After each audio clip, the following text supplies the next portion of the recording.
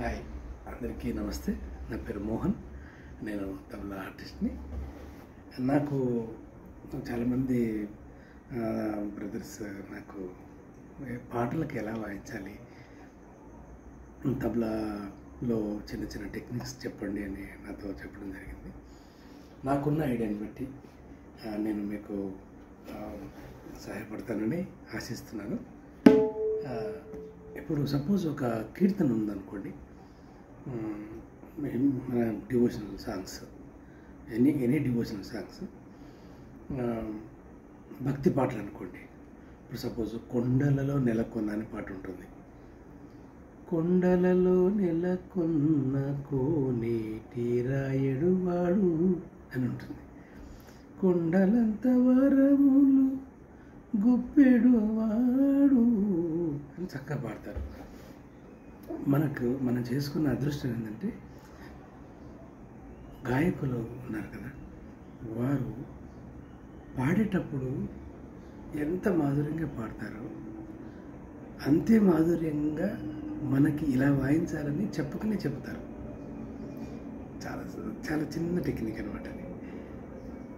ఇలా మంచిగా పాడుతున్నప్పుడు వాళ్ళ యొక్క భావానికి మనం మ్యాక్సిమం సహకరించాలి అని అనుకున్నప్పుడు చెప్పకనే వారు చెప్తారు, ఇలా ఉండాలి, ప్యాటర్న్ ఇలా ఉండాలని వాళ్ళు మనకు ఆ భావంలోనే తెలియజేస్తారు.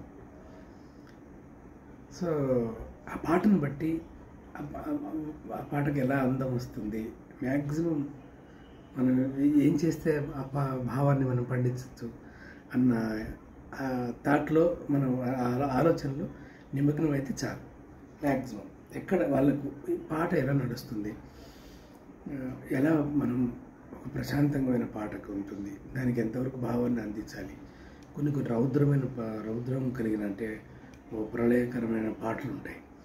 వాటికి కూడా భావాన్ని తెలియజేస్తూ మనకున్న అవకాశాన్ని ఎలా సద్వినియోగం చేసుకోవాలి అన్నదాన్ని మనం అబ్జర్వ్ చేస్తూ వారికి సహకార వాయిద్యంగా వారికి మనం సహకరిస్తూ ప్లే చేయాలి. ఇప్పుడు సపోజ్ కొండల్లో నెలకొని ఉంది, ఇది నాకున్న ఐడెంటిటీ. ఒక్కొక్క పాటకి 2-3 రకాలుగా నేను వాయించి వినిపిస్తాను. ఒక్కొక్క నడకలో ఒక్కొక్క భావం ఉంటుంది. ఆ భావము మనం వాయించే దాన్ని బట్టి ఆ పాట ఫ్లేవర్ అంతా మారిపోతూ ఉంటుంది అనమాట.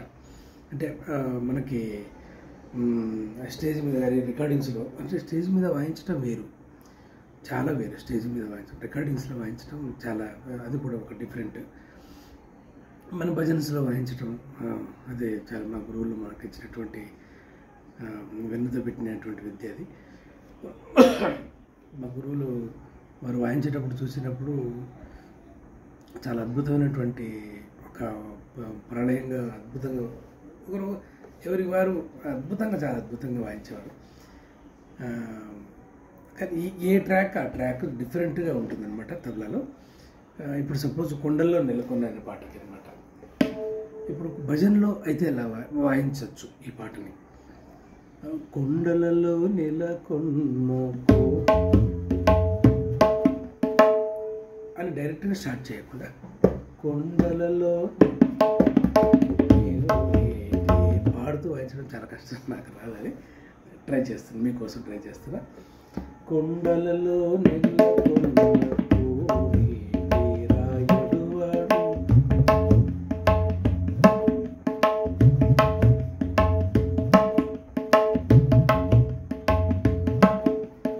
Very simple. ఈ నడక భజన్ టేక.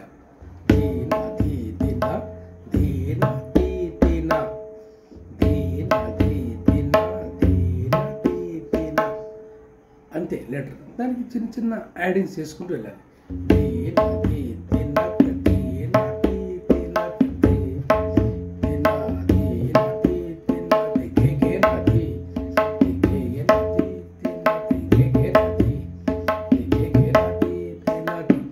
అలా ఆ పాటను బట్టి ఒక్కోసారి ఈ యాడింగ్ చేస్తే అందం వస్తుంది, ఒక్కోసారి ప్లెయిన్ వాయిస్తేనే అందం వస్తుంది. ఒకరొకరు ఒకలా వాయిస్తారు. భజన్ టేకాలో కొండలలో నెలకొన్న రాయుడువా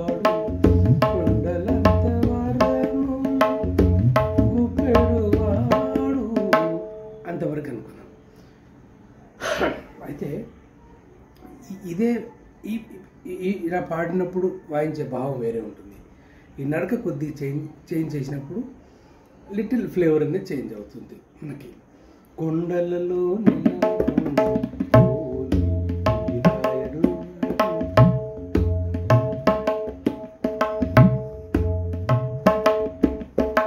ఇది అర్ధటేక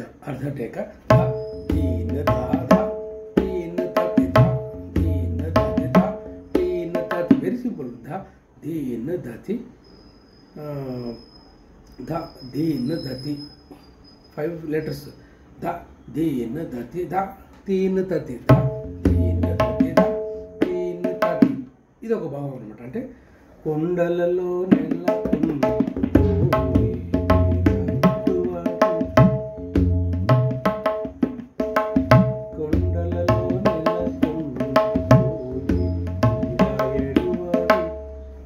అలా చేసుకోవచ్చు. తర్వాత ఇంకొక లెటర్ ఉంటుంది, చల్తీ నడక ఉంటుంది. కొండలలో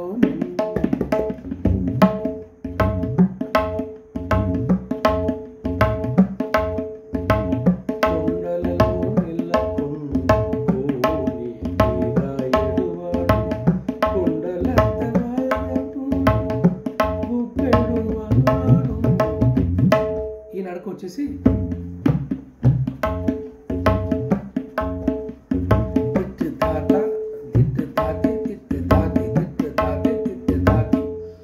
సింపుల్గా అనమాట. వారు గాయకులు ఎలా పాడుతున్నారు, వారికి మనం ఎంతవరకు మనం ఏ సౌండింగ్లో వాయించాలి, ఎక్కడ వారు పాడుతున్నప్పుడు ఎక్కడ ఏం తిరిగిట వాయించాలి, ఎంత లెవెల్లో వాయించాలి అన్నది ఒకసారి అబ్జర్వ్ చేసుకొని మనం టోటల్ ప్రోగ్రామ్ కానివ్వండి, ఒక సభ కానివ్వండి, ఒక రికార్డింగ్ కానివ్వండి, ఆ టైంకి మనం చక్కగా వాళ్ళకు సహకరించి వారి యొక్క ఆశీర్వాదాన్ని పొందాలి. తర్వాత ఇంకో నడక, అంటే ఇప్పటికి 4 నడకలు అట్లా ప్లే చేసుకోవచ్చు. ఇంకా కొన్ని నడకలు ఉంటాయి.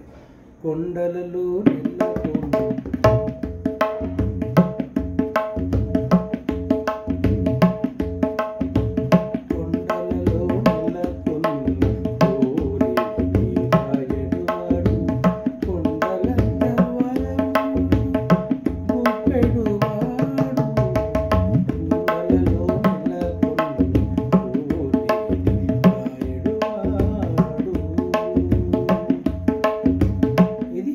వచ్చేసి తక్క దిమ్మి తక్క చెను.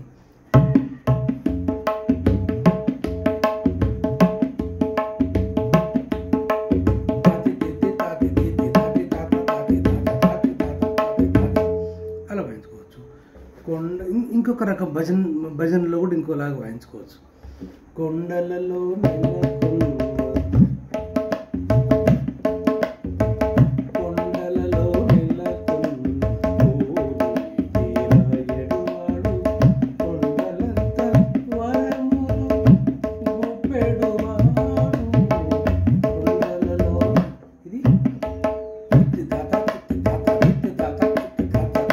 థిక్ అనమాట.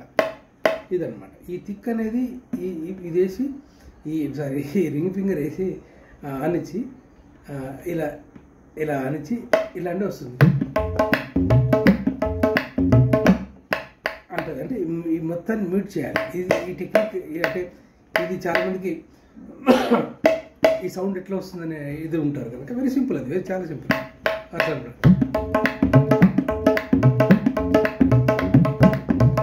అట్లా ప్లే చేసుకోవచ్చు.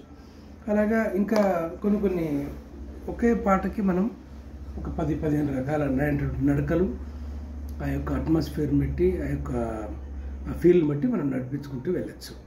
అలా అనమాట. ఎక్కువ మనం ఆ పాటకి ఎలాంటి ఇబ్బంది కలగకుండా ఎక్కువగా మనం నడకల సంచారం కాకుండా చక్కగా కొన్ని పాటలు భావాన్ని పండించేటుంటాయి, కొన్ని మనం ఏంటో తెలియజేసే పాటలు వస్తాయి, కొన్ని అంటే తబలాకి అవకాశం వచ్చిన పాటలు అలా అనమాట. అలా జాగ్రత్తగా అబ్జర్వ్ చేస్తూ ఒక పాటలో ఇందాక ముందుగా చెప్పుకున్నట్టు పాటకి ఇలా వాయించాలని ముందుగానే వారి యొక్క పాటల్లోనే మనకు ఆల్రెడీ చెప్పేసి ఒక భావం అనేది ఏర్పడి ఉంటుంది. ఆ భావానికి తగ్గ ప్యాటర్న్స్ నడకలు మనం మ్యాక్సిమం సెలెక్ట్ చేసుకొని ఎన్నుకొని మనం వాయించుకుంటే సరిపోతుంది అంతే. అలాగే ఇప్పుడు కొండలలో ఒక భావము, కొండలలో నెలకొన్న కోనేటి రాయడువాడు కొండలంతా, ఇదొక ఫ్రేమ్. కొండలంత వరములు గుప్పెడువాడు అని ఉంది అక్కడ. అంటే ఇదొక భావము, ఇదొక భావం, అలా అనమాట. 2 ఫ్రేములు ఉన్నాయి. అట్లాగా 2 ఫ్రేమ్లకు కలిపి కూడా మనం ఒకటే నడకను వాయించుకోవచ్చు. లేదు 4/4 ముందు భావానికి తర్వాత వచ్చే భావానికి కూడా మనం 2 నడకలు వాయించుకోవచ్చు. ఎలాగంటే కొండలలో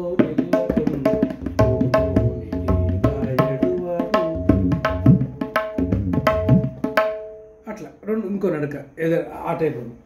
కొండలలో నెలకొండెడువాడు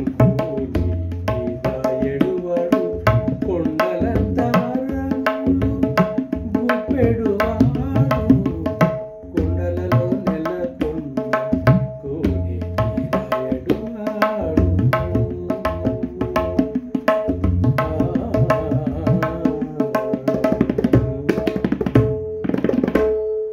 అట్లా జనరంజకంగా మనం ప్లే చేసుకోవచ్చు, జనరంజకంగా ప్లే చేసుకోవచ్చు. అలాగా అయితే ఇంకా కొన్ని డివోషనల్ పాటలు ఉంటాయి. ఇప్పుడు సపోజ్ క్రిస్టియన్ డివోషన్ సాంగ్, ఇది Hindu devotional song. Christian devotion సాంగ్లో ఇంతగా నన్ను ప్రేమించినది నీ నిత్య సంకల్పమా అనే పాట ఉంటుంది సపోజ్. లేదంటే అలాంటి పాటనే ఇప్పుడు సర్వాంగ సుందర సద్గుణ శేఖర యేసయ్యా నేను సియోనులో చూసేదా పరవశించి పాడుచు పరవళ్ళు త్రొక్కేదా అని ఉంటుంది. చాలా మంచి పాట, చాలా మంచి ఎస్ఎన్ గారి పాట. నాకు చాలా చిన్నప్పుడు నేను ప్లే చేసేవాడిని, డివోషనల్ సాంగ్స్ అక్కడ ప్లే చేసేవాడిని. చాలా బాగుంటుంది, చాలా అద్భుతంగా, చాలా బాగా మంచిగా దాన్ని నేర్చుకో. అంటే ప్రతి పాట కూడా భావంతో ఉంటుంది, మంచి చక్కగా అలా రూపొందిస్తారు వాటిని. చూడండి, సర్వాంగ సుందర సద్గుణ శేఖర యేసయ్యా. చూడండి, సర్వాంగ సుందర సద్గుణ శేఖర యేసయ్యా నీవు సియోనులో చూసేదా పరవశించి పాడుచు పరవళ్ళు త్రొక్కెదా పరవశించి పాడుచు పరవళ్ళు త్రొక్కెదా ఇలా నడిపించుకోవచ్చు. అయితే ఇదే పాటకి ఇంకోలాగా అందులో వచ్చిన ప్యాటర్న్ ఉంటుంది అనమాట.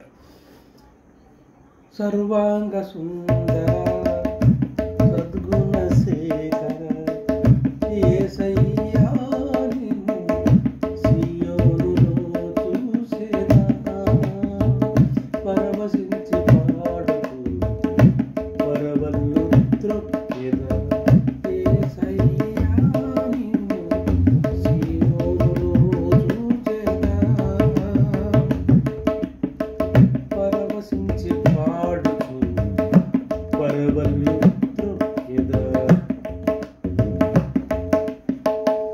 అట్లా వాయించుకోవచ్చు.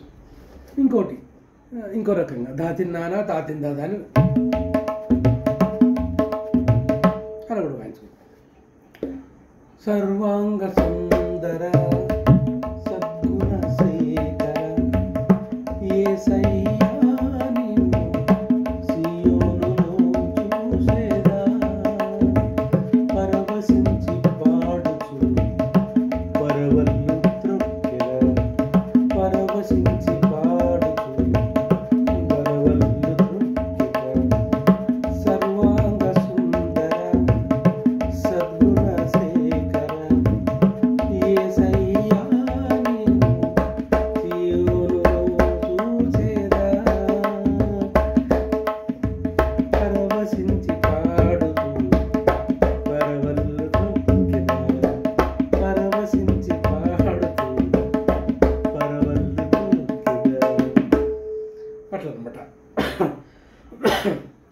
మనకున్న మనకు చేతిలో తిరిగినటువంటి నడకలు ఎక్కువ మనకు ఇబ్బందికరమైన నడకలు ఒకసారి ప్రయోగించి మనం మ్యాక్సిమం చాలా జాగ్రత్తగా అబ్జర్వ్ చేస్తూ వాయించాలి.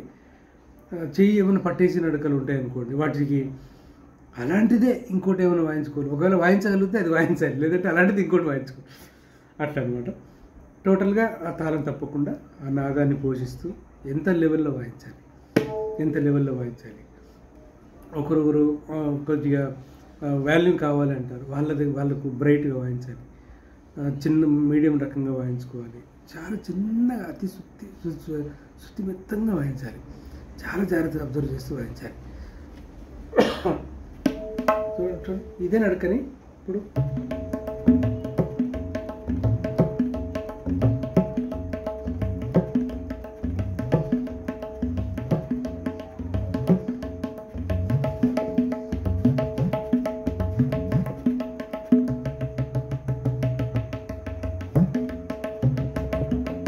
ఈ వాల్యూమ్లో కూడా వాయించుకోగలగాలి. కొద్ది మనం నాదాన్ని పెంచినట్టయితే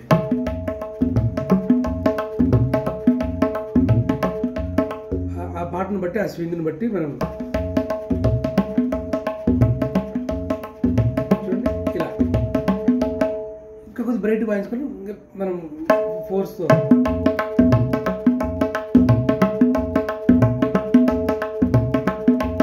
ఇంకా కావాలితే అలా అనమాట. అట్లా అందంగా వాయించుకొని లౌడ్ ఉన్నప్పటికీ స్మూత్గా మనం ప్లే చేసినప్పటికీ కూడా అందంగా మనం జాగ్రత్తగా మనం ప్లే చేసుకుంటే చాలా మంచిగా అనిపిస్తుంది, మంచిగా మనకు కాంప్లిమెంట్ అనేది దొరుకుతుంది.